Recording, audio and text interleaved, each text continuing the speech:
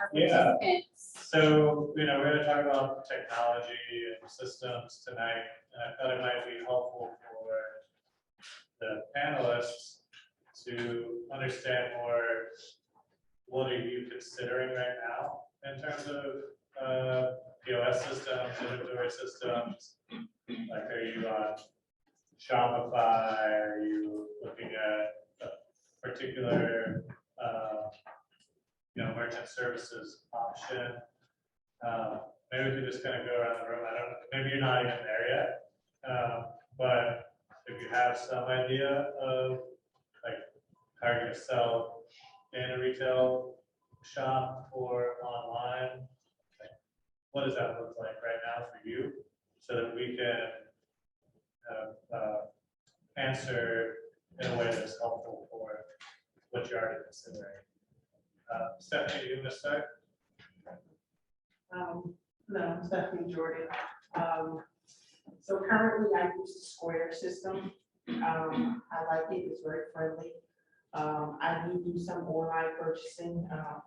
We sell pound cakes, so people buy from all over the United States, and they manually trust to give you your number, and we pop it in. I do have some people that I send an invoice to through there, and then we also take Cash App and a couple other things that people like to use depending on where I'm selling it.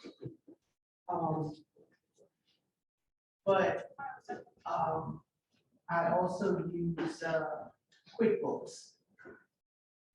So that's all helpful for me. Other than that, everything else is like a spreadsheet I've built for myself from scratch. So. I'm Kimo. I use Square also. I use it for our website, and also on Etsy and things. Once we get into Amazon, I definitely need something to do with my inventory. I know they do tracking a lot of it, but just so what's in my warehouse and my things like that. And I like QuickBooks, but I need something a little bit better. So like, my accountant I can just give him what is the best options for accounting, so that my accountant does a lot of work for me, but I have to give you numbers, so I just can't give you a blank thing, something like that. So that's pretty much not what for it. I can jump in. I'm Nicole. I'm just switched from Wix to Shopify. We've done a couple pop-up events, and like you said, people tend to love Zelle and Cash App and all those things. So I try to just make sure that obviously goes to my business account. But for the most part, all of our sales are online. So Shopify plus it makes them. All right, I'm Quinta. I have a restaurant will be opening in January. Hopefully, construction will be done by then. So I've been looking at Square and Toast as far as POS systems, and then also home-based for employee management, that type of thing.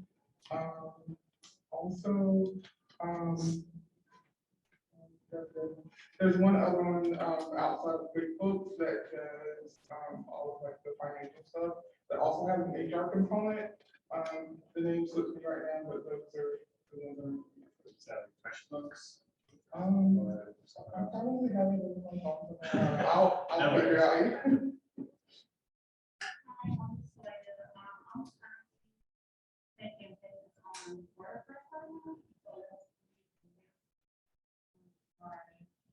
A progress on where we open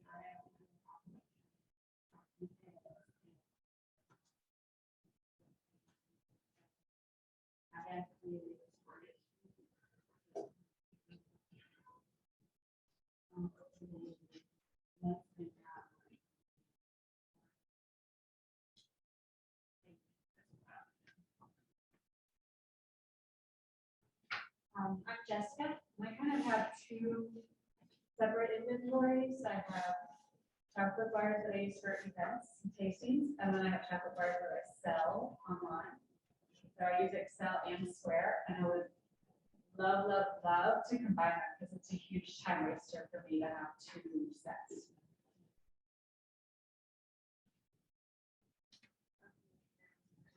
I'm Allison, and we operate our store on Clover. I have 2 registers and a couple handhelds that my servers use. And then on my website, I'm just starting to launch e-commerce there. And so I have WooCommerce built into my WordPress site. And so I'm currently learning how to use that and going to launch an online store before soon. I'm Jill Tyndall, and currently I use Square for point of sale because I do sell out of my office, and then for pop-up events, and then I also sell through my webpage, and that's PayPal. It goes directly, all of that goes directly to my business account. As far as the books, my sister does it. I have information. I think the question is POS, so I'm gonna go with that. Yeah, what tech are you currently using for Okay. that? I use Square. I'm a little limited because I have a CBD company, and so I'm in their hemp program. They basically have all my money. I do everything with them, my marketing, when I had employees, I did my HR, my payroll. But I do have an accountant now because I'm not good with that part. So I need somebody else to handle that. Yeah. Great. Thank you so much. Well, before we move on, I want you guys to get a chance to introduce yourself to everybody and say what your business is, and then we'll go from there. Your school story. You want me to go first? Yeah. All right, so my name is Maggie Pozorski. I'm the co-founder of Oh You're Lovely. We've been in business for 3 years. We have a pretty unique product. We sell wooden flowers that are used in bridal bouquets and home decor. They're completely DIYable. You can dye them, you can paint them. It's the first thing that's disrupted the artificial floral industry ever. Like, it's always been silk and plastic flowers. So we've exploded in 3 years. We doubled from last year to this year. We grew through the pandemic. It's been a little wild, if I'm being honest. Our warehouse is in Kannapolis. I don't know. Anything else? That's great. Thank you. Thanks, Maggie. I wish so we could. I'll have to send everybody a link to your site so they can see. I feel like I should start bringing flowers with me, because today I was at an EO notification about flowers. We don't understand what you're talking about. Yeah, you kind of like think in your mind what it might be, but I would love to. Yeah, I want to see it now. Thank you. I'm Gabriel. We started a coffee shop cafe 3.5 years ago, and my wife actually owns it. They just sent the janitor tonight. And a lot of people come in because I'm more out front. She's a little quieter. So people just assume and they come to me. I'm like, no, I just work here. I don't even get paid half the time. But we through the pandemic, we were actually impressed at the growth, and I think a lot of that had to do with the community getting a sense of or an awareness that we need to make sure our small businesses survive. So that was probably the biggest reason, I think. And then, of course, being close by here, we were serving food, so that helped us. It's not enough options for food around here, so that was good. But 3.5 years in, there's been great growth every year. Lots of just struggled small business stuff. It's a real world, but we have seen so much positive, worth every bit of it, I would say. And he's being like really modest. Like it's groundwork comment. It's like the best coffee shop in Rockport. You didn't even say the name of it. It's the cutest shop. I remember when y'all It's first so opened, great. because I had just opened on Church Street and I walked in and I was like, this is so adorable. And they've it's the grown. cutest place. They've taken over Yeah. the whole space now. It's awesome. Yeah. We love it, and we serve it here. So we serve Verb coffee here. Yeah, so cool. All right, Adrian. Yeah, so tonight I'm taking off the Flywheel Foundation hat, putting on the Village Fabric Shop hat. So last year, in September, October, my wife and I bought a an existing business called the Village Fabric Shop. It's in historic Granola Village in Winston-Salem. It's been there for 12 years, under 5 sets of owners. It's always been kind of a hobby for the owners, I think. I don't think anybody ever really made money with it. It was mostly a quilting shop where you can go out and buy fabrics to make quilts.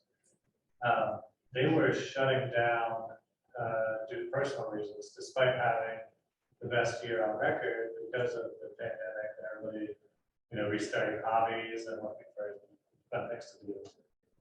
And a friend of ours went in looking for some specific type of silk and realized they were shutting down. She approached us and she said, "Hey, what do you guys think about buying this business together?"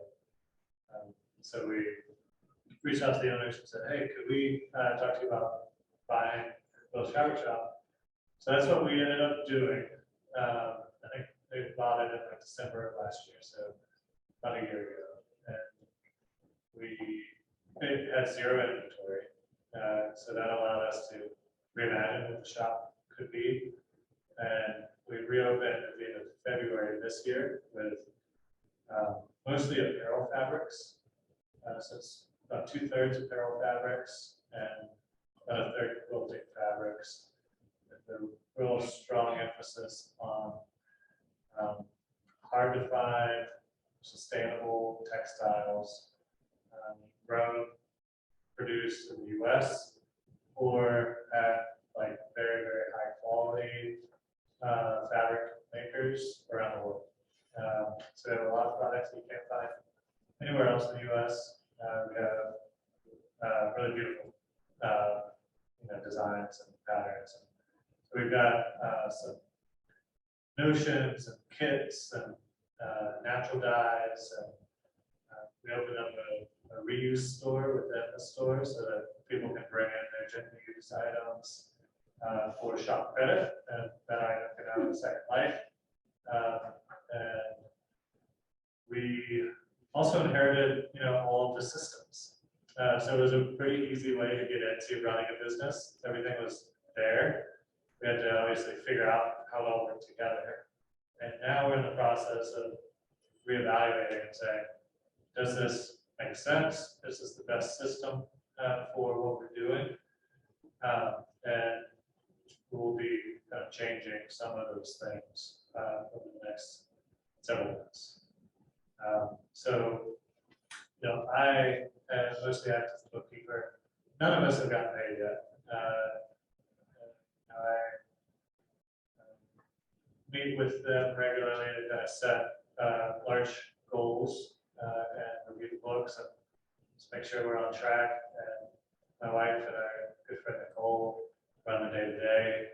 They're the textile artists. They've got the eye. It's a beautiful place. And we're building a really cool community.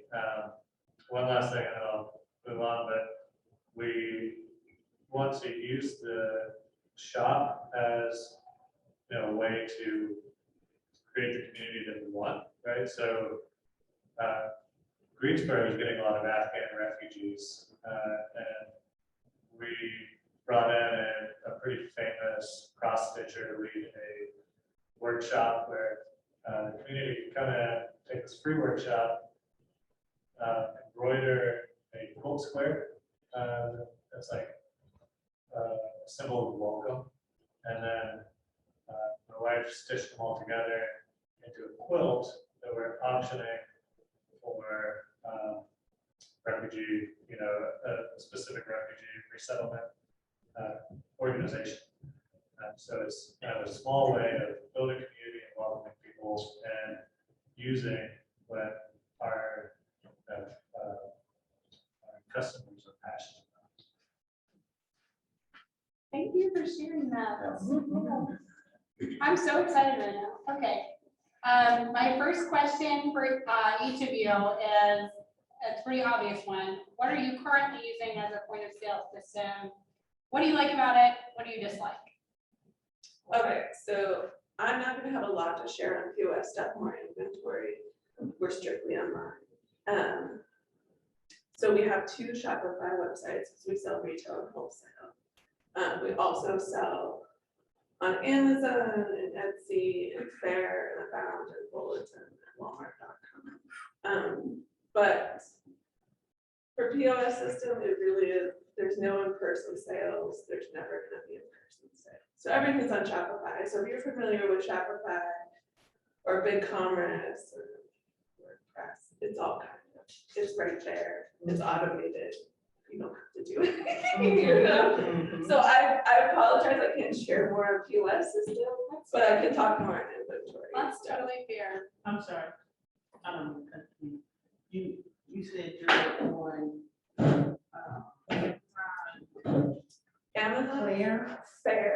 oh, Fair. So Fair, Abound, Bulletin, and Walmart.com. So Fair, Abound, and Bulletin are all websites that could help businesses in one of two ways. If you sell products wholesale, you can sell stuff on those platforms. But also, if you're buying stuff for your retail site and you need to get a variety of things at wholesale, you can go on that site and qualify as a retailer, and then you can buy stuff off the website. So it's good for both.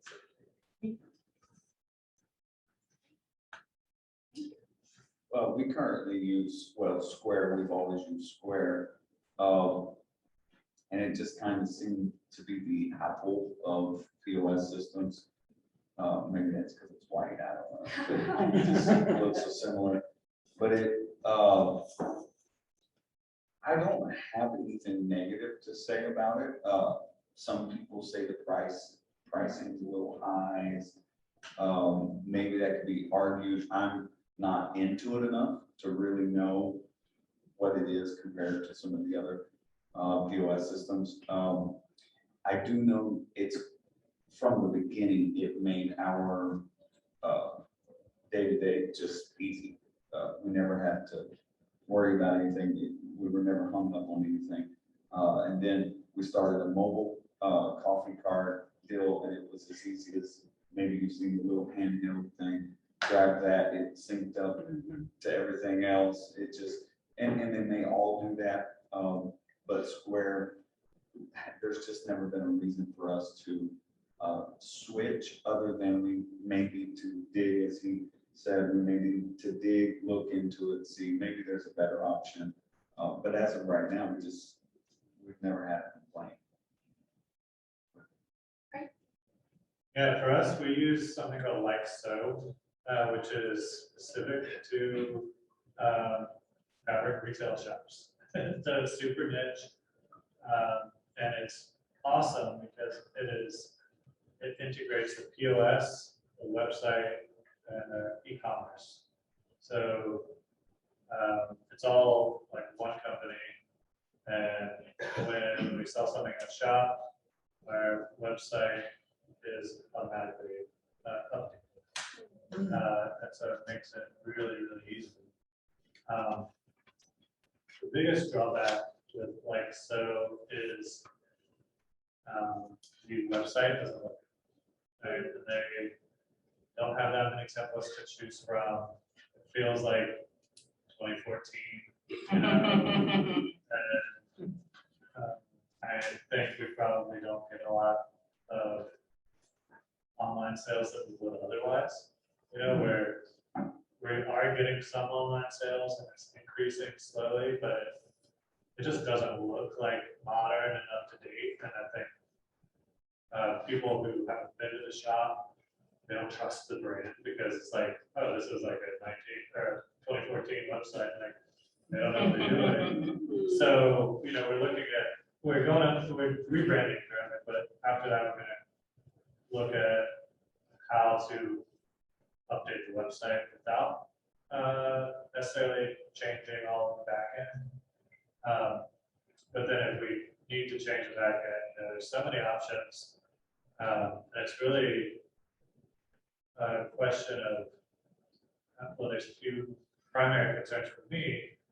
One is there's a trade-off of how many transactions you do and the size of the transactions. And then the other one is customer service.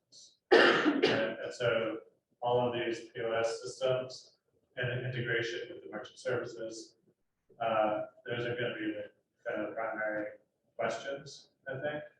You guys might have some other things to add to that, but as we investigate, like maybe we could save a couple percentage points on our fees every month.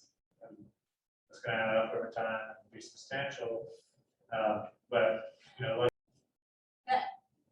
the other question that I have here is about, did you try out any other solutions? Have you learned any hard lessons? I feel like if you guys had that experience, you would have said it just now, so that may be repetitive. Do you have something? No, but I would just add, one of the reasons I like Square, if this is fair to add, was it's a low profile. And so that was something else that it's kind of like, even if there are a few negative things compared to something else, it just looks good. It doesn't take away from, whereas I go in some places and the registers deep and wide and there's all kinds of stuff going on that it's kind of intimidating and overwhelming. And it seems like it takes up so much of a footprint that was another reason I like Square. It's a good thought. yeah, one interesting, you mentioned they have a hemp program.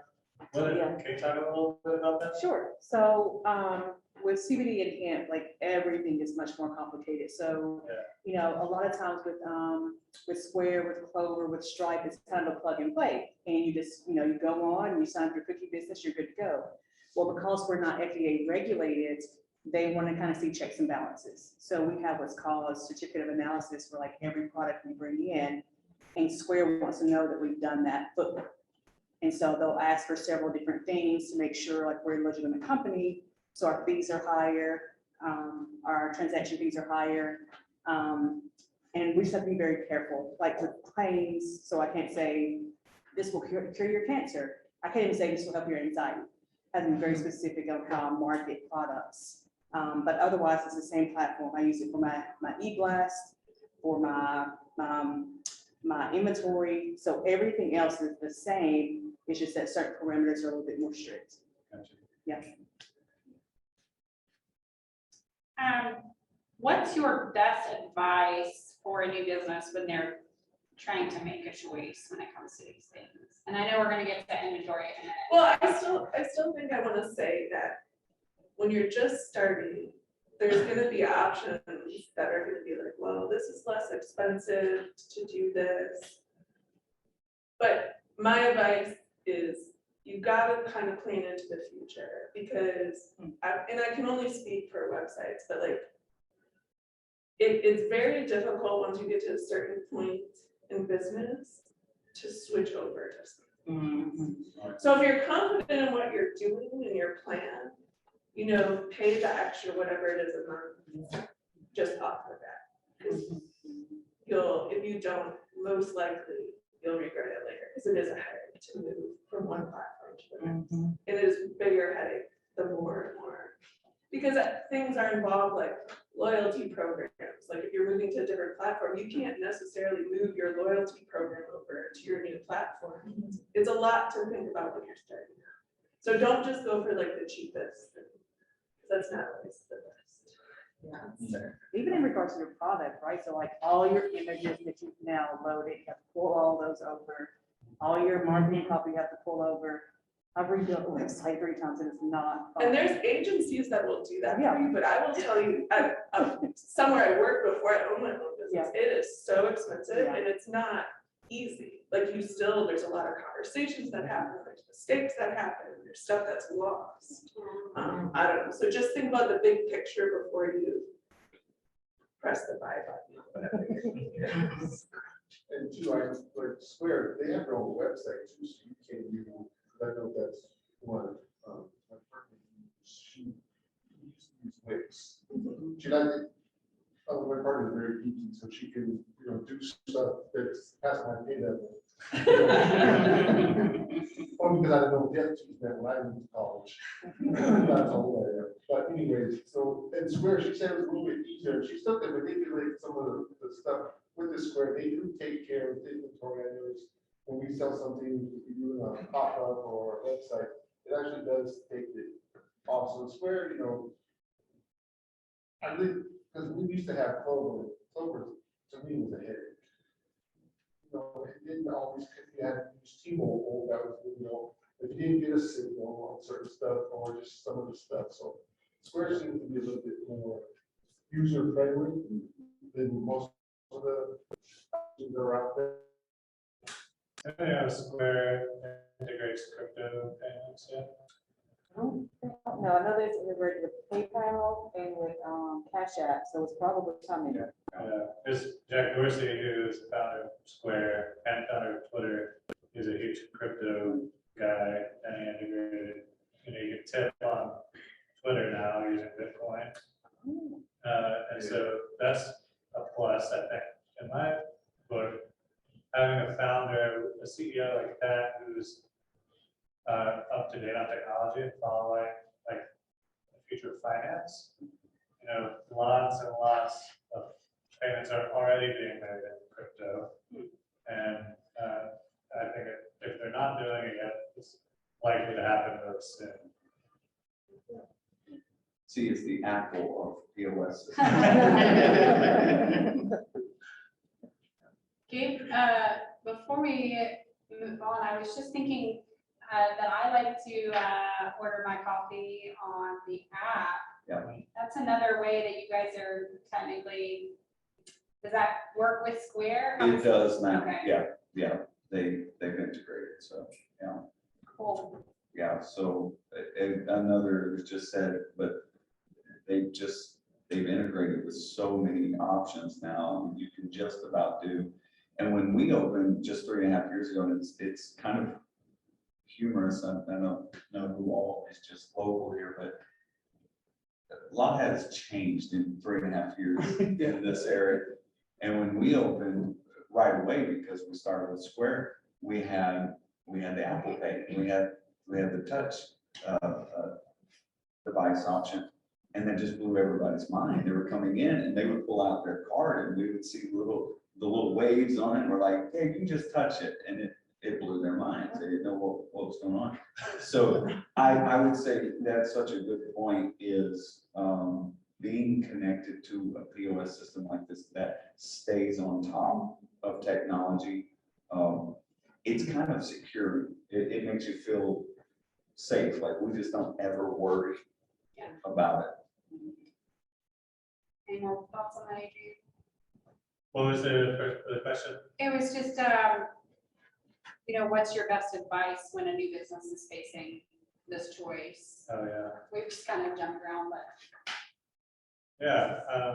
no, Can I just say too? Yeah. Here, like, your advice was great advice. I wish I met you a little bit earlier. But when you talked about like, don't go cheap, like, I know when you start a business out, you're like crunching numbers a lot.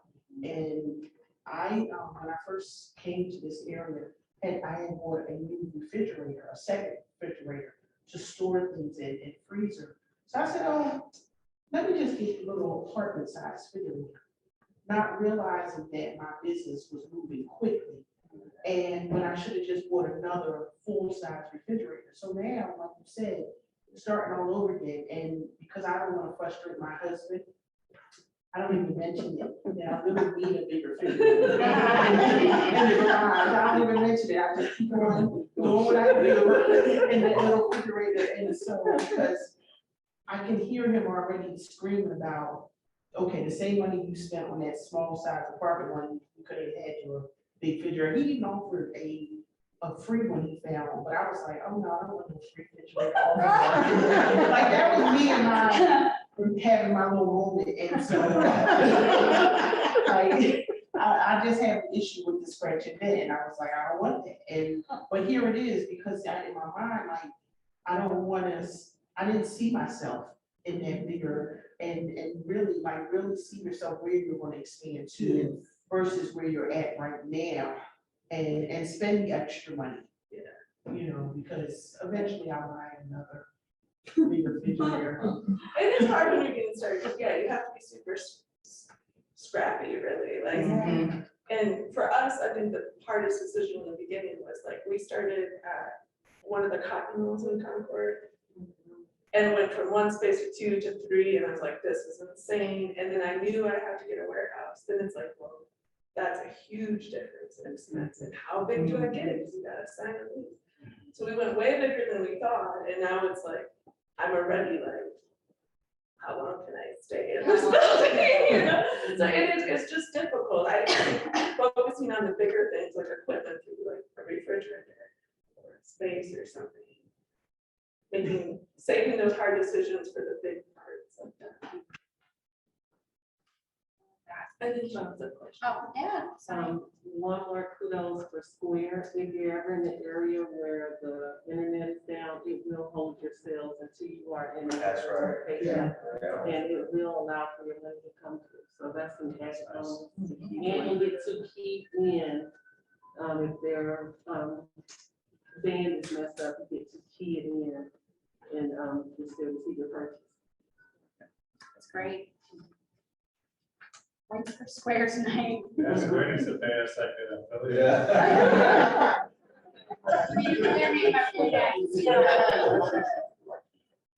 Okay, moving on to inventory. Unless anyone has any more point of sale I questions. just have one quick question. Yeah. I'm sorry, I forgot your name, but. Gabriel. Gabriel, do you all use the KDS system in Square for the back of the house? Say that one more The time. KDS system that Square has for the back of the house? I don't think so. Okay. And I say I don't think so because, as of the last 4 months or so, we've kind of put a management team in place and they're handling everything. So, to my knowledge, no. I use the overriding system that can do that all the Oh. way back to the kitchen. You're welcome. Oh, I love it. Thank you.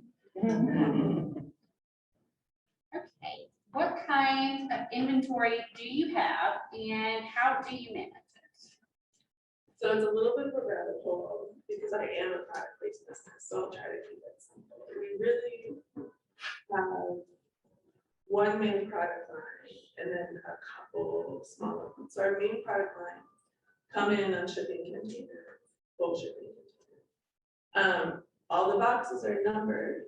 So it's like one kind of flour in a case. There's 640 cases on the shipping container. They're all numbered when they come in. So receive it, sort it out, put it all in order. My husband builds a spreadsheet of where everything is. Then the other stuff we have is like greenery, like artificial greenery and stuff. When that stuff comes in, I know the quality is there. There's almost never issues. So the way I manage that inventory is I split it up between the places we sell and just know that's the true inventory. But with our flowers, it's a whole different situation because there's quality control. I have people in my warehouse. They're not all good. So it's not like I can be like, okay, there's 1 million flowers on the floor right now that are sellable because there's not. So it's a tricky situation. So how we manage it is, you know, I said my husband builds this spreadsheet and then quarterly he goes through the inventory still in cases and marks what's still a full case or half a case. And then I can look at that and what we have left. So it's definitely more tricky than just a traditional, like I got this product in and it's fine because of the quantities. But so far, like our little system we came up with, that's what.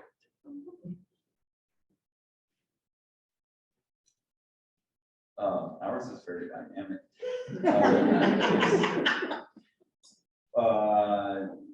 One thing we did, and it's been amazing, is we established one of our managers to be in charge of inventory. And we've tried that in the past, but based on the individual, that may or may not work. So this lady is amazing. She's doing great. So that's our greatest strength as far as doing inventory and managing it. We do not get anything delivered. If we do, it's something very like bread or something. but, or coffee beans, so we'll get green coffee. That'll come every few weeks. It's a couple that, I think about a couple thousand pounds at a time. Then everything else we're doing is fresh produce, fresh, like our eggs and everything is coming from a local farm. So we'll get maybe some eggs that they'll bring those over. But everything else we've pretty much we've got to go get. So it's a little more dynamic than being able to say this is coming in on a truck. When I worked in restaurants in my younger days, Cisco truck pulled up, you know, and that was easy. This is not so much. It takes a lot of, it's definitely not the ideal situation. But as of right now, to not compromise our integrity of getting everything fresh and local, it's kind of hard to change that so far. We haven't found a magic way to change that. But having individuals that are manually doing it every day is about the only way we've found so far. So I mentioned, you know, our POS that tracks our inventory really closely. We sell, when we buy fabric, we get it by the bolt. And we sell by the yard, half yard, quarter yard, and our POS tracks down to the quarter yard. So that's really nice. We know how much is left on the bolt. But it's very complex because we order months in advance. So we've already made orders for the spring. And by the way, the 70s are coming back. All of the patterns are like super 70s inspired.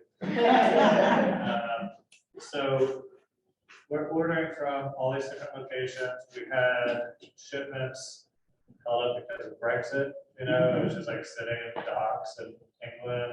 It took months to get here. There's a lot of like little things like that. So what we aim for is, because we mark up inventory by 50%, we repurchase at basically, if I sell 10 of this thing, I'm gonna buy 11 next month, because we're still growing our inventory. So I take the sales and I multiply it by 0.55, so that's half, mark up by 50%, or double, and then I add a little bit of cushion so that we're increasing inventory, because ideally our sales are increasing. However, that's the target, right? So we have our target purchases mapped out for the next X number of months. But there's differences every month, because let's place, you know, a big order for the spring with this one company. We have to, you know, jump on this opportunity when it comes by. So there might be months where we are spending way more than our allocated budget, and then there's other months where we're spending significantly less. But we're always targeting 0.55 of the previous month's sales. And that's why it's really important to have our net working capital. So we have, in your personal budget, you might think about it as like your checking account or your emergency fund or something like that. It's like the money that you keep it available as cash to pay employees, to buy inventory, you know, all of these kind of short-term liabilities. That we have to have enough to be able to absorb that like fluctuation, right? And then there's inventory heavy months goes down a bit, and inventory light months it replenishes. So that's pretty complex. You know, and it's like a style-driven thing, right? We're constantly buying different products new patterns, new designers, trying to learn from our customers what they want, but also drive taste in Winston-Salem. You know, because the Village Fabric Shop is in this like affluent, older neighborhood where it's a bunch of old white ladies who like this like very preppy, pretty, to me, very boring fabric. And so we're trying to slowly introduce them to new concepts, right? So my wife, Kelsey, and my partner Nicole spend a lot of time looking at what's available and trying to make those decisions on like, okay, what's gonna sell?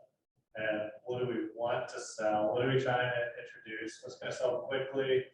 We also want to make it like achievable, right? So like for people who aren't yet sewists or crafters, textile artists, or they don't make their clothes or make clothes, but they're interested, like we need them to have an in. They have to have a way to approach the hobby.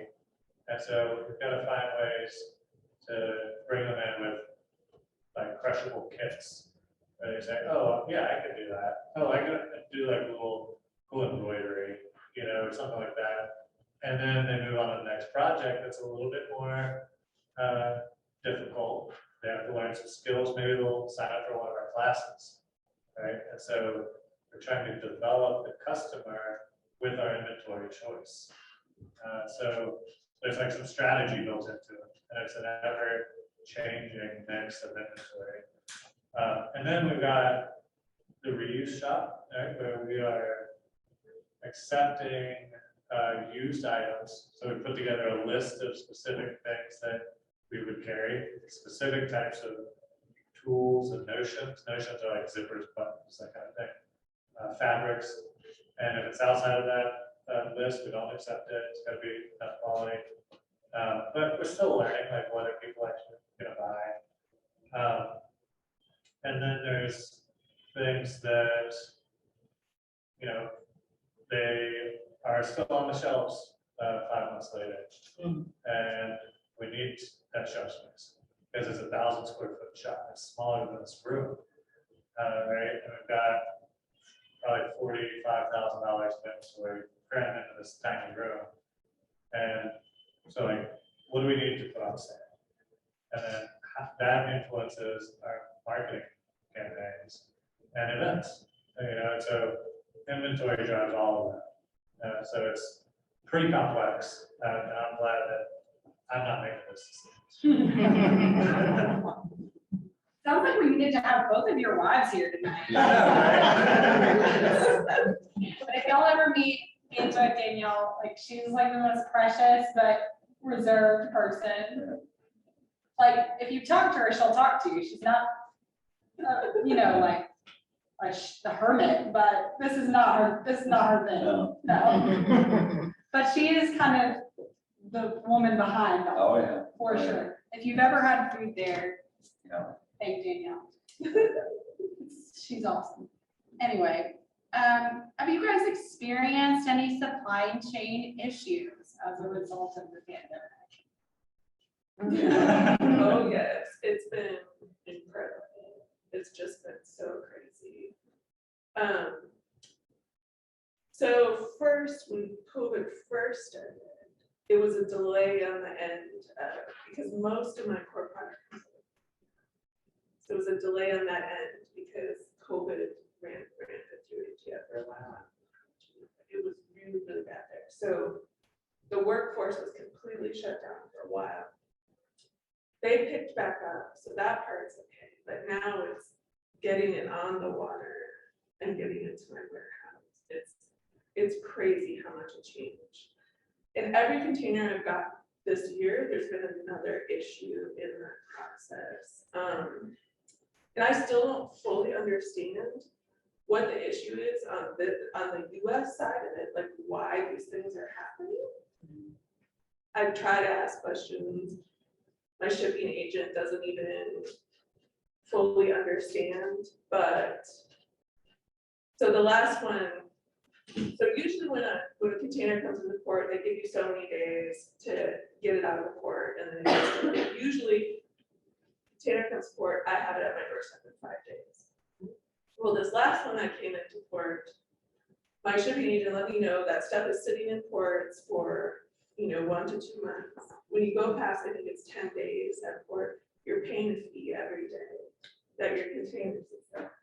So she's like, it's a gamble. She's like, we can leave it sit there and see what happens. Or she says, I found a company that'll pick it up, take it to their warehouse, put it on pallets, and they can deliver it that way. And it was like $5,000 extra to do that. So we did it because I was like, well, I know this is $5,000. I could end up with, I don't know how many thousand. But anyways, it's been very rough. And then this next container that's already on the water, they already let me know it's gonna be twice as much, just for the regular part of it. That's not with any nonsense at our end of it. So it's intense. It's been really crazy. But our goal has been to make sure our customer doesn't feel any of that, because there's enough stress in the world. So our customers have no idea what's going on, or that it's been hard, because that's our responsibility. But it's been crazy. May I ask what port, Charleston. yeah, I know LA is insane as well. The West Coast is a lot worse, but it's still a mess over there. And even like stuff in between, like the last container for some reason went to Italy on the way, and it wasn't supposed to, and then it's out in Italy for a while. And again, nobody can answer these questions why. Well, at least it didn't fall off the boat. Very true. Knock on wood. Right, yeah. Very positive outlook.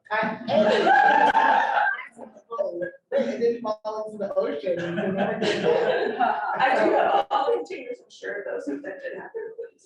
That actually happened to some of my stuff. So when I was a buyer for Adam and Eve, like I just left in September, but you talk about stress because most of our stuff comes to LAX. And we have a super great agent who's always in communication, but at least twice, once during holiday, once after holiday, we had containers that collapsed. Are you serious? Nightmare. Yes. Hey, aren't you so glad you're buying from local farmer? Well, so cups, some things like that, yes. Now, farmers, when we throw them under the bus too. When we first,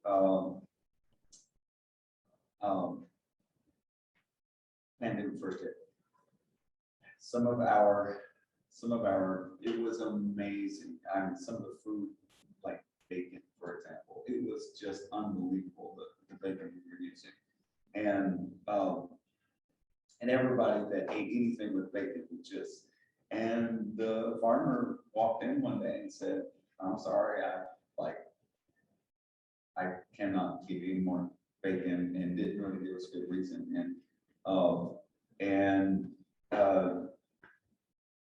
And we were a wholesale account, and we were, had an agreement, whatever. And their thing, I think what wound up happening was they had just, around the community, people were just wanting bacon from them. And so they wound up going that route because they could make a little more money that way. And so we were just kind of, and that stuff happened a lot. And with anything that would come in, be shipped in, like maybe cups or lids, things like that, yes, we've struggled the entire time with that. First of all of the cups we use went up at a minimum 200%. Most of them went 300 to 400%. So, you touched on that. That's difficult because somebody walks in, they have no idea that we're paying 300 to 400% more for our supplies now, and you can't just say, yeah, we're going to charge that. They're not going to pay that, so it's kind of or at least they're not going to want to, and so it's a challenge. All that's been a challenge. Then we'll just randomly get the wrong thing, and they'll just send the wrong thing, and it'll be something we cannot use. Or today we randomly got 2 boxes of some really expensive things that we did not order. So we're like, it's either someone else's, it's, maybe we ordered it last year and they never sent it, because that happened too. Yeah, wow. Like, we would order things and they just never sent them. So it's been terrible. And right now, to us, it's about as bad as it's been. Right now, it's as bad as it's been the whole time. Yeah, us too.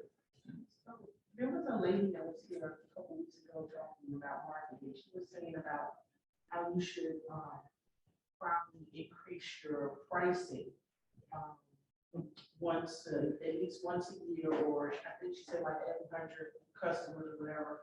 And you're talking about cups, the price of cups going up, and not necessarily passing that price on to your customers. Like, do you feel like that's an accurate thing that you should go up on pricing like once a year, or? Well, it's. I'm kidding. Okay, whatever. Like, So good. for me, like, I don't go over my prices every year. And I had to reevaluate, like, do I want to have the customer or go up on my prices? Because some customers just aren't going to pay more. I'll be quick. The first 3 straight years, we didn't raise at all. So, when we opened, of course, there are a few more coffee shops around here now, but when we opened, they weren't in business, they weren't open yet. And so we were the only coffee shop in the area, and cafe kind of in our genre, if you will. And we were comparing against coffee shops and cafes that would be in our culture, regardless, nationwide. And our prices were lower than any of them when we started. Well, 3 years later, I could give you a few examples, but we have coffee shops that have popped up that are not using near the quality that we were using, that are charging way more than we were charging. And so we're like, okay, 3 years into this, it's just not logical that we can still be charging what we charged 3 years ago, and we're using the absolute best products that we can find. It's just not logical. And I laugh about it now and say everything's gone up, even people have gone up. And they have. I mean, we're all having to make sure we pay the absolute top we can pay, because you're not going to employ anybody right now. So it's just not logical. You have to. So what we did at the beginning of the year, we didn't actually do it necessarily just in response, but we said, look, it's been 3 years. We have to, everything's got to go up. We pay our employees better every few months. So there's, we just got to do this. So we wrote a little note and we put it out there. I would say the majority were nice, because we have a very loyal following here. The community overall is really good, supportive, and yeah. But just today, someone that has been coming to our shop every single day for 3.5 years, today was fussing about the prices. That, again, when we did go up, we only went up a few cents. Like, it wasn't a major deal. So. And the prices changed months ago. They just now decided. I know, to start well, in February, we changed in February. And they didn't notice over the last No. 9 months. And then their reaction, their actual words, I would throw them in the bus, but their actual words were, "We can't even tip." Not to mention they're driving, really nice vehicles, but they're just not being logical about it. Like, it's a real world we're living in right now. Sorry. That person probably is making more money too now because of. Oh, they're absolutely. Yeah, so that's why I'm roughly about 38 cents or whatever the market is and stuff like that. We have a customer that drives a $70,000 vehicle that's brand new and fusses about most of the costs. And again, ours are still more. We are still more reasonable than our competitors. So that's a concept of price elasticity. Right? So in macroeconomics, you look at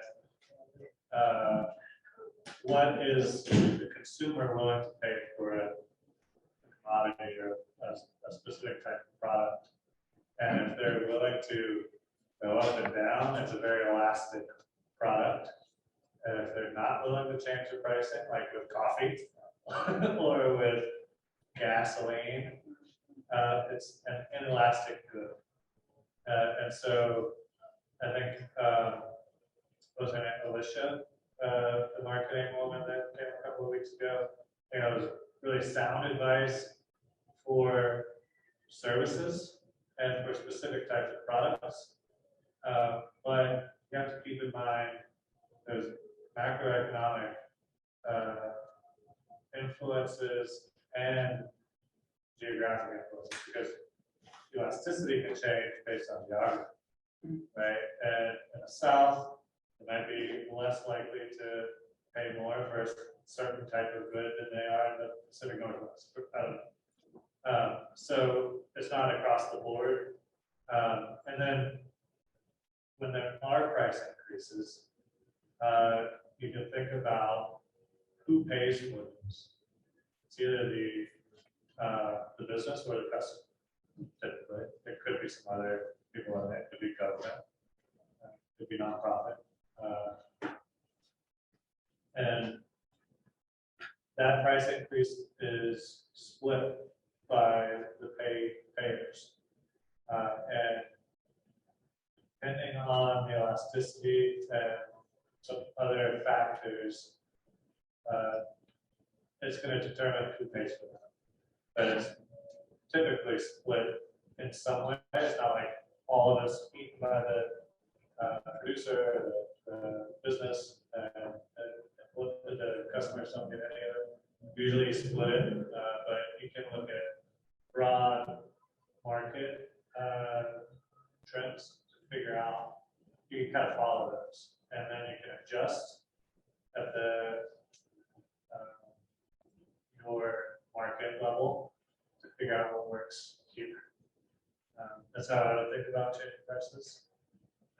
But you can really anger people very easily. Depending on what you say. And I was going to even say, I know there's customer discovery or that you can do around pricing, even focus groups, and getting into people's heads to say, you know, what is it about this premium coffee that you enjoy or whatever the product is, and then what really is your max price that you would pay? Like, when are you dropping out of the scene, or you're no longer going to be our customer? A couple of places that I've worked for have done those type of focus groups to really good reviews, because then they know, all right, we're going to lose 50% of our patronage, you know, at this price. Yeah. So let's not go there. Let's you know, slowly creep and see, test the market at that price. Yeah, I mean, especially pricing a new product or a new service that's you can't easily look for alternatives on the market. Really, really difficult. And so customer discovery is very helpful there. That's one of the hardest things for any business. Is like, you're gonna pay for this. Yeah, like I have a hot sauce. Even when I first started, like, okay, what do you want? So I researched all the other small batch hot sauce companies. They're between $7 and $12. They all look alike, but they charge a really different price. I said, you know, I charge $8 a bottle, but the more you buy from me in my retail study, I can give a discount. So that seemed to help our sales, because we did a lot of farmers markets and stuff just to get our brand. It's such a different product than what, because I'm from Hawaii, so the continental United States have seen, unless they've been to Hawaii or, you know, experienced some of their food and stuff like that. That was definitely, and then when I started charging $8, but they buy it, so I, you know, when I get to my wholesale side, and I get where it's more mass produced, I'm definitely gonna have, because I can see what's in the stores. You know, I can't do all the stores like Walmart, probably not gonna do it. Food line, it's have to be a more upscale kind of thing. I know that's whatever product you have. You gotta look. Not everybody can be your customer. I'm not going to be, I can't be. So I have to realize, okay, I'm gonna have to go more of a higher end store.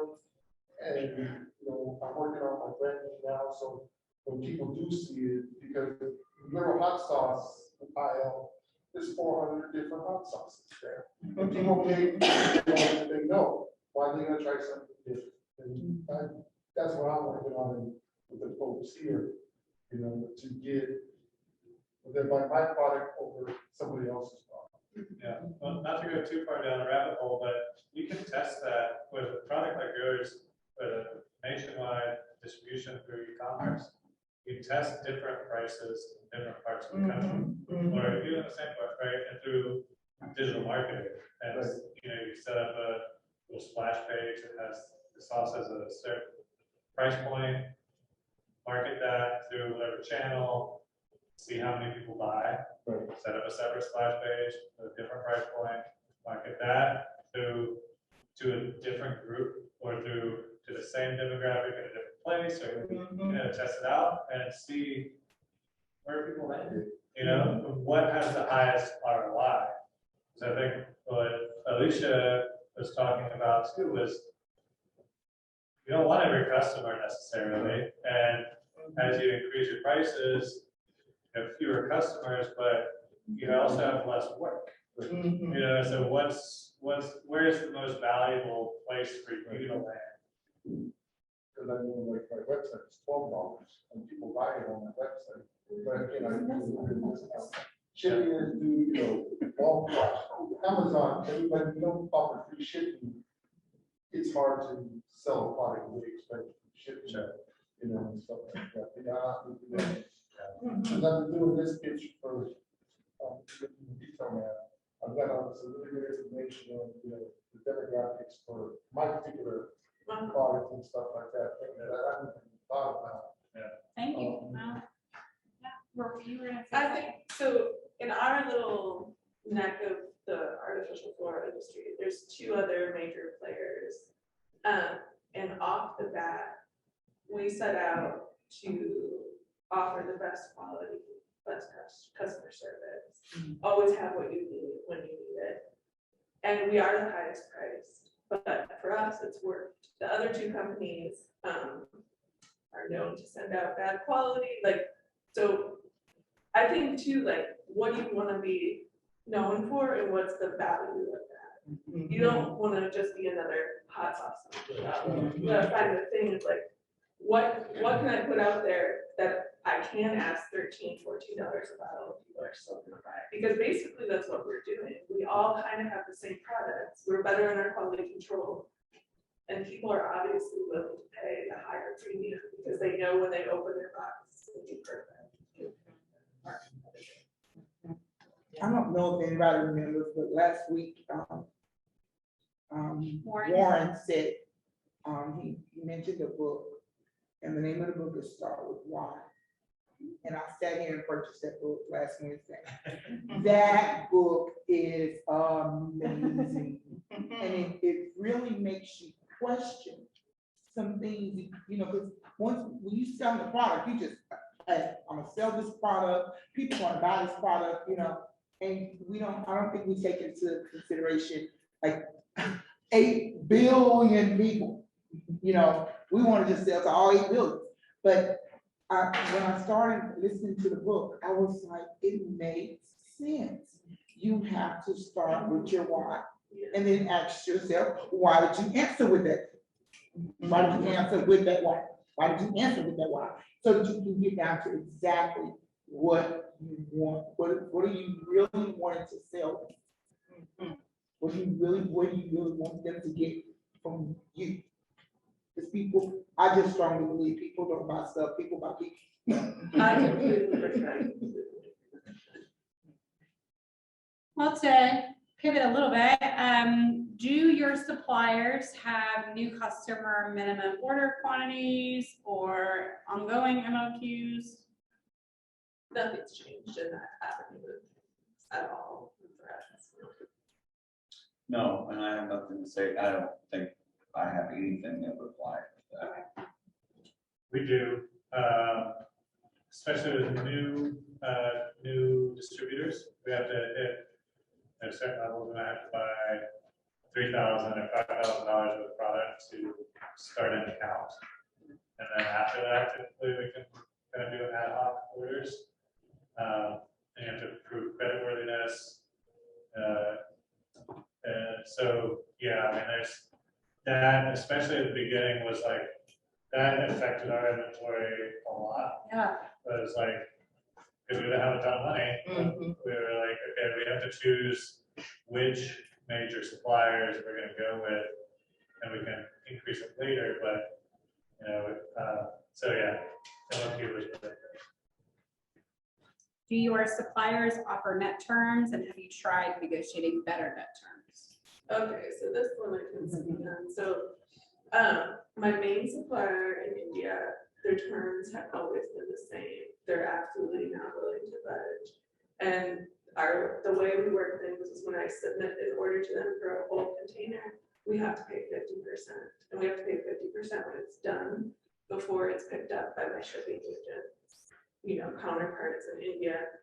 And 2 years ago, we tried to work with another supplier, and worked out some terms that we wouldn't pay 80% till I got in and could look at the quality of their work because they were new. And I actually learned with this kind of shipping, international shipping on entire containers, you want to be paid in full before your shipping agent picks it up, because if you're not, your supplier actually still owns that container and they can pull a whole bunch of BS at the port. So they've had the same terms, and it's in my best interest that they've had the same terms, because I haven't had to deal with like the dark side of that, of crap at our port, so. Okay. I don't see anything I could add value to. Okay. So we know what net terms are. Yes. Yeah.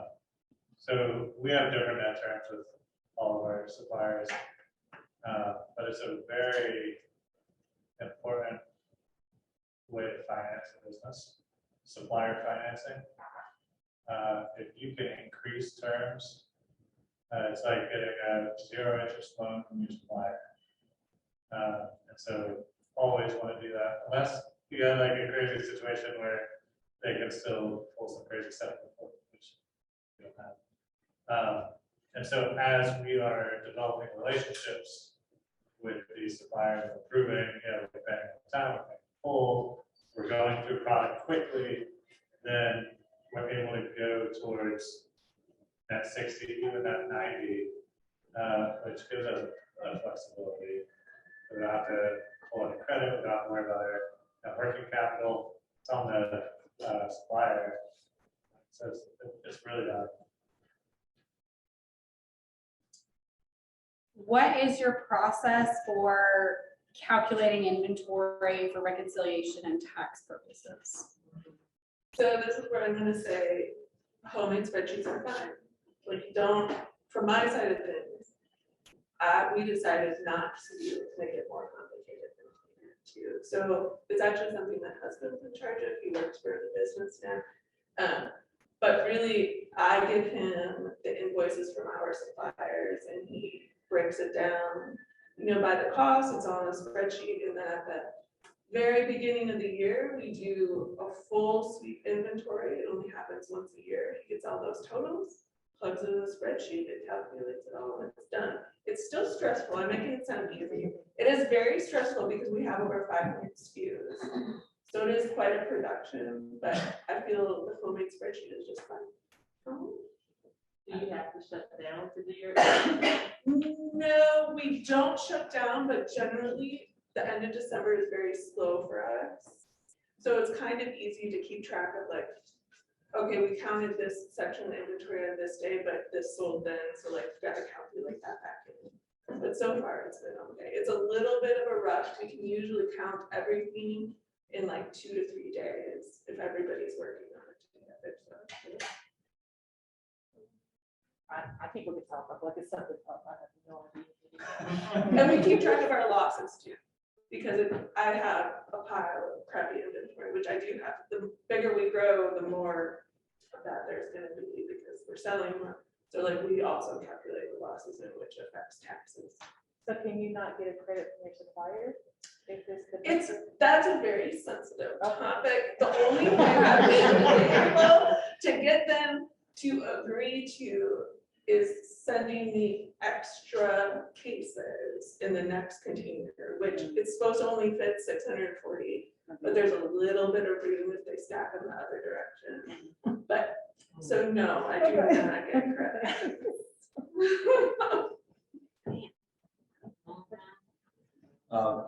Square has a pretty decent inventory system in here. We try to use that and then just reconcile with QuickBooks. We just always use QuickBooks. But again, I would say our inventory system is so simple compared to, I think, either one on either side of me. So I don't know that there's a lot there. Yeah, we haven't done inventory yet, we're in our first year, but we will at the end of December. Just to see where our cut's accurate, right? Are we actually selling half a yard? Or are we doing half a yard plus a few inches? Like, that's gonna add up. Were there any thefts? I don't know what kind of a loss, like maybe we accidentally slipped an extra thing in the bag. Who knows? But I think it's really important for us to track that, report any losses for tax reasons. But just to make sure we're like just staying on top of the game. We know what we have, we know what the value is. We can value the business in part based on the inventory as a whole. So for me, that's really interesting. As we grow, we think about potentially opening up another shop or eventually selling the business. Like we've got to know exactly what we own, and we got to be able to prove through clear process what we have. So I would agree, like a spreadsheet is fine as long as you're comfortable with spreadsheets. I'm very comfortable and fluent with spreadsheetery. So I feel good about it. And we don't use QuickBooks.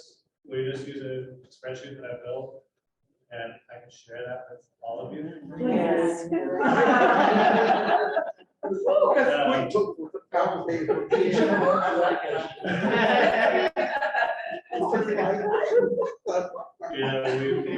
We don't need to build out all of those spreadsheets before the pitch, but after the pitch.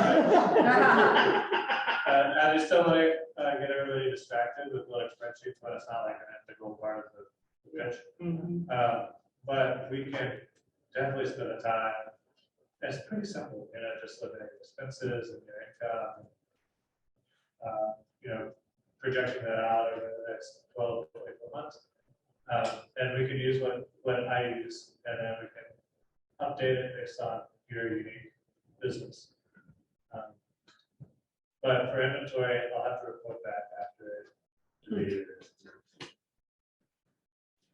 Hey, last, sorry, I'm sorry. Gabriel. So I have a question. You shop local. So if the local farmers give you something that's damaged, do they give you that credit, like that type of thing? Yeah, we don't really run into that. I don't know the occasions that we're, again, nothing's really coming from, a truck or anything like that. It's hand to hand for the most part. So,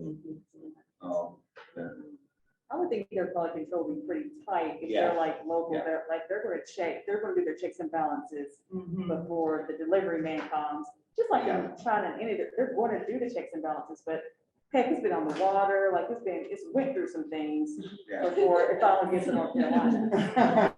One of the reasons why I asked, so I sell to a local restaurant in Charlotte, and being a small business, the gentleman said, well, can I get that credit for things that maybe didn't sell? And so I was like, no, like, we're a startup business. I don't have it like that to give you that credit type of thing. And so I was just wondering like how maybe work in your coffee shop.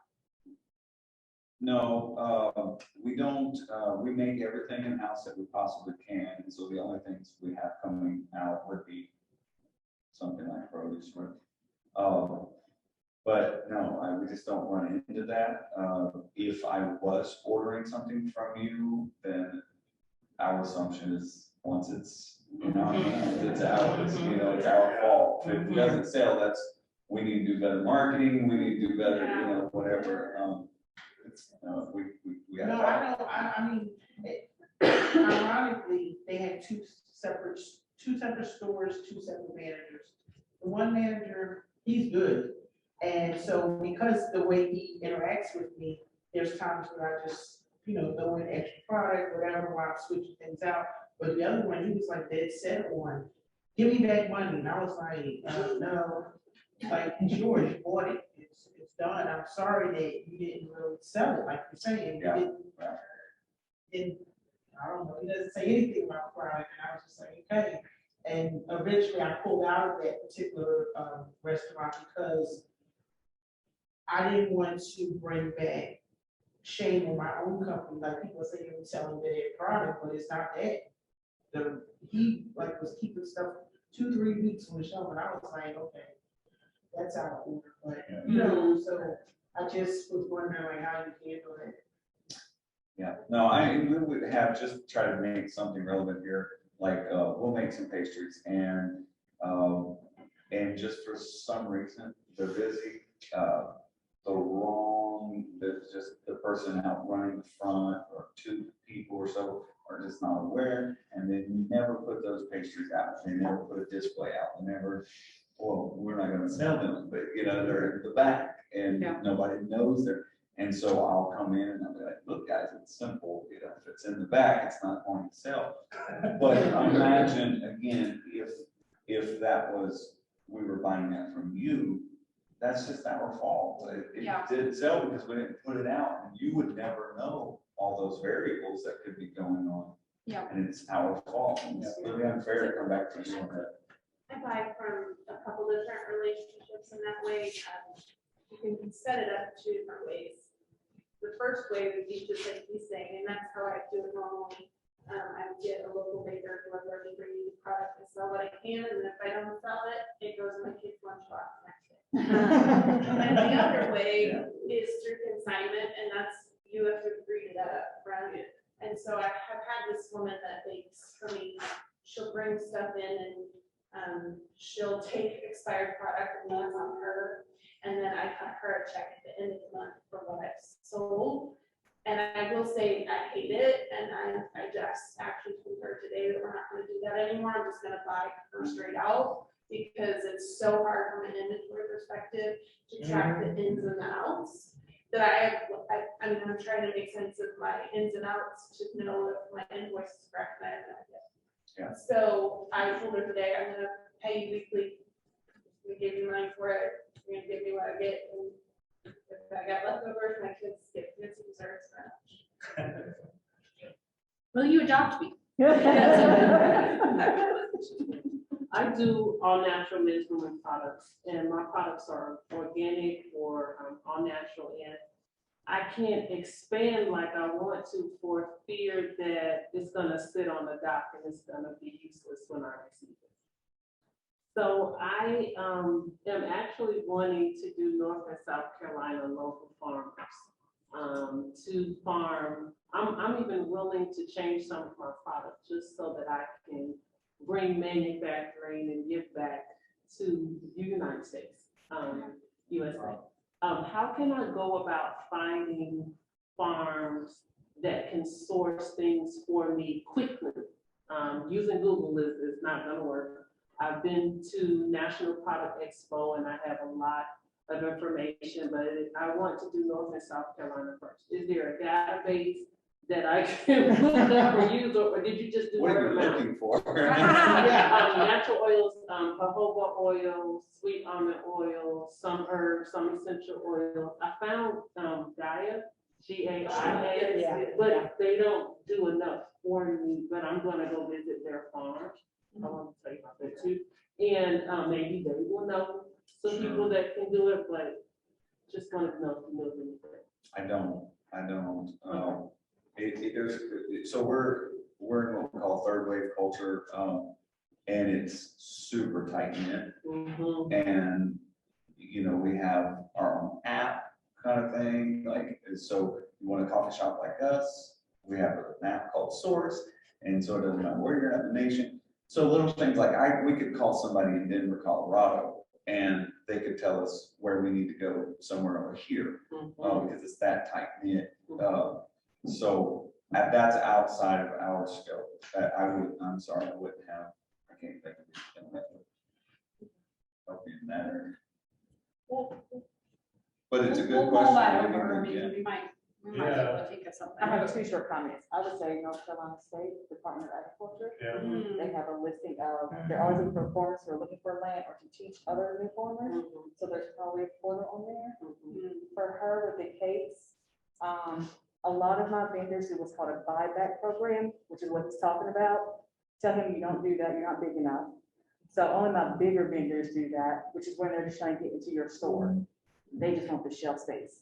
So they'll say, you know, take this for 30 days. If it doesn't sell, we'll buy it back. Just tell me you're not big enough to do that. And that's the end of the conversation. But I think you made a good decision by pulling out. Yeah, I think NC State is a great one. I was gonna say, like, any land grant college, NCAT, Clemson, don't all have a big network of farmers. So definitely tell. Great. How many suppliers do you have? Are they distributors or do they make the product and wholesale it? So I have one main supplier in India for those flowers, and they own the manufacturing facilities. I do though, however, this year have an exclusive agreement with them that they are only gonna supply me with them. Yes, and then I have, I don't know, maybe 5 to 10 suppliers for other stuff that kind of ebbs and flows. And what was the rest of the question? Are they distributors or do they make the product and wholesale it? So our favorite suppliers for artificial greenery actually do manufacture the products. Thank you. 98% of our suppliers are the owners, the manufacturers and stuff. You know, cups or lids, occasionally we'll have to, because they're out of stock or whatever, we'll have to just find another distributor. But most everyone that we use, it's just farms and whatever that are local, peanut butter, stuff like that. They do it all in the same, they bring it to us or we go get it from them. I am so hungry right now. They're not open. Yeah. Yeah, we have a mix. We'll do like wholesale purchasing from small outfits that are creating products. And then we'll buy from distributors that have like catalog of products. So it's a mix, but I'll ask you guys, how do you think about like supplier risk? Like you've got one main supplier, if they go out of business or something happens. So it's a huge risk. So they've been in business for over 30 years in India. That's why I tried to work with another supplier like 2 years ago, because I'm well aware of the risk. But it's such a niche thing that like, so the one I tried didn't work. And then the other ones I know of are supplying to other companies, which they sell that product. So why would I even want to? It's a horrible risk, honestly. Yeah, our biggest, I guess, risk would be coffee beans, and we roast now. And so getting green beans, we try to take the approach while we're very loyal to whoever we're using at the time. Like we're using a group out of Charleston right now, Balzac Brothers, and they're, so they do all the sourcing and we just get the green beans from them. But Dave Ramsey said something one time. He said in high school, he carried around a little black book, and every girl that he met, he got their phone number. And he said, you know, if you find me, he said, on weekends, I just start calling one number after another. He said, but I never went a weekend alone. So but the idea was to have options. And So it's not dating advice. No. And David, he probably shouldn't be yet. But the idea there is that if you can, with us, we're dealing with so many different people. It's usually not that high of a risk. But with like the green beans, yeah, we're expecting a couple thousand pounds every few weeks. We have had some of them say, we can't get it to you. And well, we're gonna run into a bind, so we have 2 or 3 options ready that we know we can trust if one of them. Supply risk is major, you know, companies go out of business because the supplier shuts down, they have some issue, they can't get the product, and you go a month, 2 months, you don't have enough cash in the bank, you can't keep going, you have to shut down, it's business. So think about diversifying suppliers if you can, it's really, really important. Don't do what we're doing. I do feel cornered. I don't know what my other options are. It's something I think about all the time. I was gonna say those 2 years for me, because I'm used to, we have handmade dolls, and it's really hard, because they're handmade. So if somebody else's hand makes it, it's not gonna look the same, even if you have a template to follow. And then when we do go to like the manufacturers that make them, they really suck. Because they do it very machine-like, and they don't have that human touch. So that's why I was actually mentioning to Adrian, and I'd love to do it here, because then I could actually like be hands-on and show people like this is how we do it, versus having to do it internationally, which is hard. There's language barriers, and then really a lot of time differences. Like just having to get my text message from the Philippines because my designer just woke up.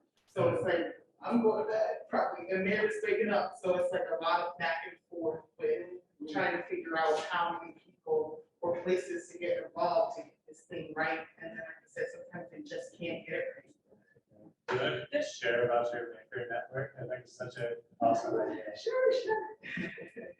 Well, so I started a workshop in the Philippines that's all women owned and women run.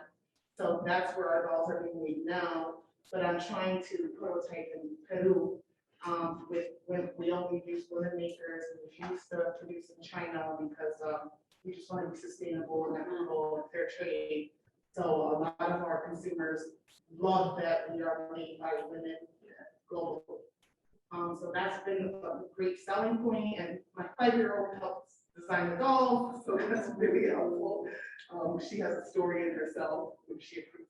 She's our QA, but we just only will work with women, specifically in these other underserved communities that we feel deserve a chance.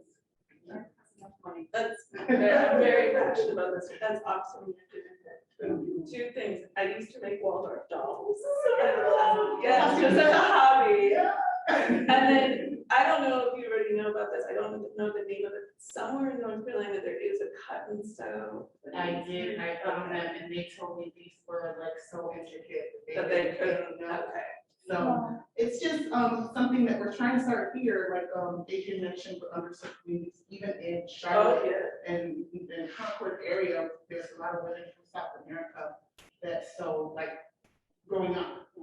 And so we're trying to establish a micro workshop here so that they can work here. That's so exciting. Yeah, work from home, because a lot of them work from home.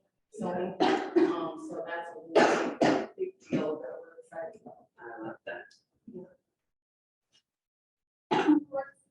Sorry. Not COVID. Have 6 tests to prove that. That is all the questions that I have, but you know, you guys, we have these awesome 3 people who are running businesses right here. Do you have any other questions? Sorry to throw things on y'all, but we got a few more minutes. Do you have any other questions for them? Maybe unrelated to this, that you just are curious with their experience? Did any of you have startup capital or were you bootstrapped? Kind of tell me your experience starting out. We did have startup capital. So I'm still so thankful people believed in us, because without the capital, we wouldn't have been where we are. So when we started the business, it was myself, my main business partner, we each owned 40% of the business, and then my best friend owned 20%. And she was a line of credit for us. In our partnership agreement, if she didn't hold up her end of the deal, she would get bumped down to 10%, and that did actually happen. So we started with her 100,000, which was her initial money she gave us. I took out a home equity loan. And then my business partner's dad invested $10,000. Anyways, it was about $160,000 we started. But we very quickly picked up. Kudos. I would not suggest doing what we did. Well, the whole idea of investors and all of that was just kind of foreign to us at the time. And so we had done well for ourselves prior to moving here, but and jumped into opening. We took I don't know who all has seen it, but the space we took, the whole block was a mess. And so we just wound up putting so much more money into things that we should not have had to. The landlord situation, it just was a mess. So when we started, no, we did not have we didn't have any assistance. And then by the time we started, we didn't have anything. So it was like, we had this, we would have liked to make this big push and have this big grand opening. And it's like, well, we actually have to open now and just get the doors open or we're not going to make it. And so we just opened the doors and just started. Now, there are some beautiful things about that because the community just supported in remarkable, unbelievable ways. But if I was going to do it again, a lot less stress and so on and so forth if you started with that capital, no doubt. We got capital from 3 sources. One was an NCID grant. We got 2019 $10,000 for a different business concept. My wife and I proposed a natural dye garment, batch dyeing business. We would contract with regional farmers to grow matter and to go well. We could batch dye finished garments. This is like one of her passions, right? So when it makes my entrepreneurial ambition with her favorite hobby and passion, it didn't go very well. Oh. I thought you were going to say the opposite of that. We backed away from that and said, okay, let's just keep that as a hobby, right? And we had about $6,000 left of that 10,000. And once this opportunity came around, I emailed the folks at NCID and I was like, hey, what do you think about using the rest of the money for this? Where we're still going to be doing natural dyes. Here's some things like down the road that we'd like to do. It's still like using the full supply chain available to us in the US. Like we'd love to be able to put together bespoke fabrics. Like for a designer, I want this kind of fabric with these different characteristics, all made in North Carolina.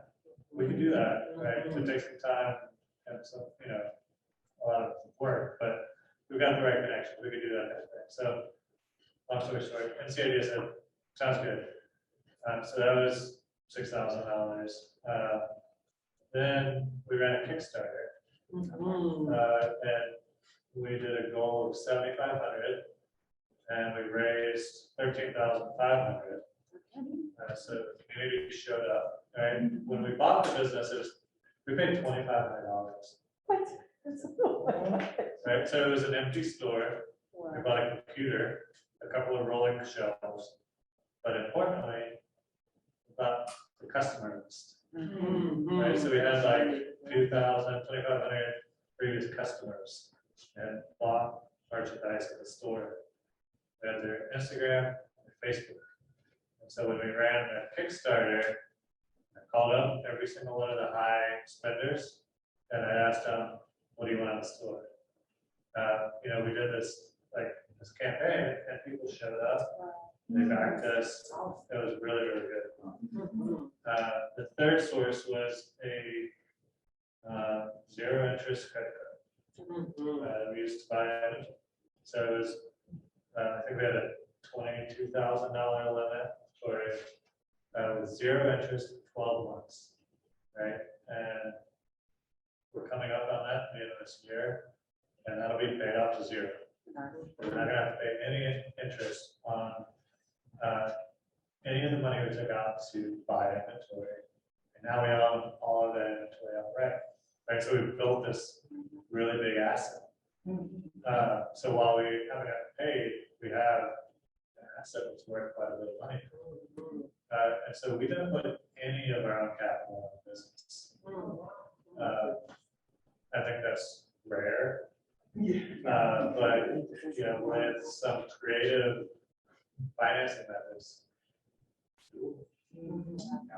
Great. Yeah. How do you all hire your employees?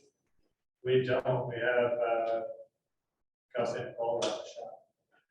We've got one friend that comes in and does some stuff from time to time if schedules don't work out, and then my wife and I are going to Dallas next week and my mom's gonna watch the shop. So we're not there yet. We want to hire some folks and we'll pay $15 base salary. We need somebody that is a subject matter expert and knows sewing, quilting, clothes, they can make finished garments. And they're outgoing and talk to people. And that's a rare combo. So, if you know anybody.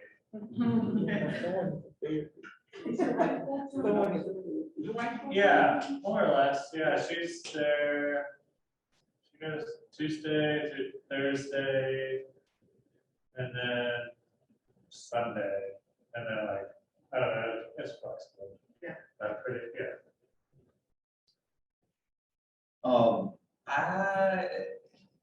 So our world's very cultural, right? And so social media is our strength. Anybody we would probably want working for us is going to be following us on social media. So I couldn't imagine if going through an agency or something, what kind of results we would get. Because we do still occasionally get application and it'll be, just way off left field. We don't like coffee. We hate the smell of coffee. Never ever wanted to be in the same room with coffee, but we think it'd be cool to work at your shop. We get those. And so. They want $20 an hour. Yeah, and they want good money. Yeah. So, social media has just always been, right now it's tougher, but a year and a half ago, we could just put a story up on Instagram and have dozens of applications in days. So it's just social media. That's for us. We have found that our ideal person to work is our mothers they work out really well for Yeah.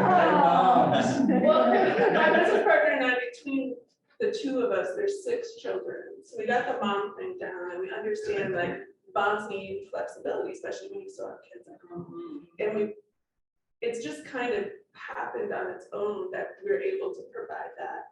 And the respect we get back from our mother employees are that like if they have to miss, they're gonna make up the time because they just are so appreciative that they have that flexibility. So first, basically, I hired all my friends that I knew would do a good job. And then when I ran through that list, you know, we've had to post a couple of times.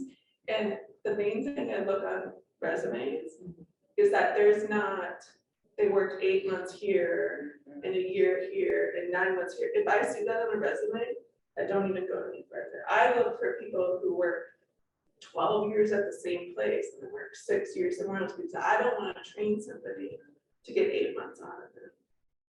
So far, I mean, I feel like we've really lucked out. I don't really like hiring people because I'm like, how do I know if this person's really good or not?